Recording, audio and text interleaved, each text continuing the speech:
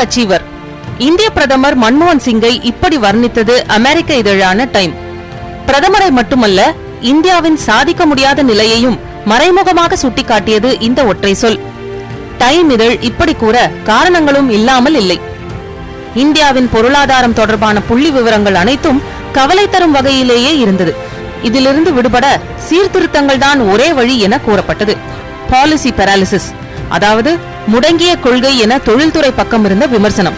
இது மட்டுமில்லை, சீர்திருத்தங்களை முடுக்கிவிடுங்கள் என அமெரிக்க அதிபர் ஒபாமாவே அறிவுரை கூறினார். இன்னொரு புறம் ஸ்டாண்டர்ட் அண்ட் புவர், ஃபிட்ச் போன்ற மதிப்பீடு அமைப்புகள் நம்பி கடன் தர இயலாது என்ற நிலைக்கு இந்தியாவின் மதிப்பீட்டை அதல பாதாளத்திற்கு தள்ளப்போவதாக எச்சரித்தன.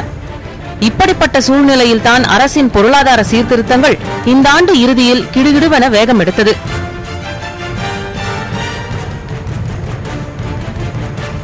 சில்லறை வர்த்தகத்திலும் விமானத்துறையிலும் ஒளிபரப்புத் துறையிலும் அந்நிய முதலீட்டிற்கான கதவுகள் அகல திறந்துவிடப்பட்டன. இது தவிர வங்கி, கம்பெனிகள் சட்டம், காப்பீடு என பலவற்றிலும் சீர்திருத்தங்கள் அணிவகுத்தன. அந்நிய முதலீடுகளை அதிக அளவில் ஈர்க்க முதலீட்டிற்கான அமைச்சரவை குழு அமைக்கப்பட்டது.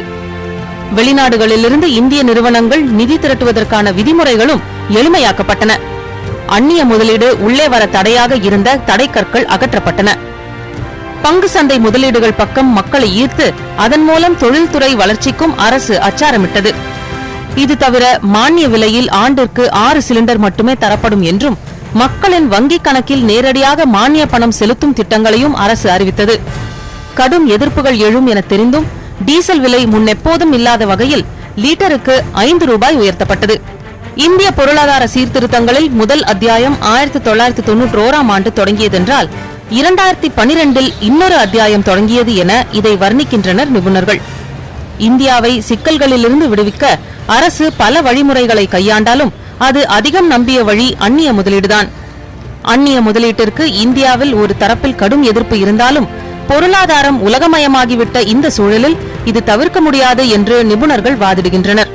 ஒரு டேம்ல தண்ணி தேக்கி வச்சுட்டு திறந்து விட்டுட்டு ஒரு பர்டிகுலர் இந்த தண்ணி போகக்கூடாது, அந்த தண்ணி மட்டும் தான் போகணும்னு சொல்ல முடியாது.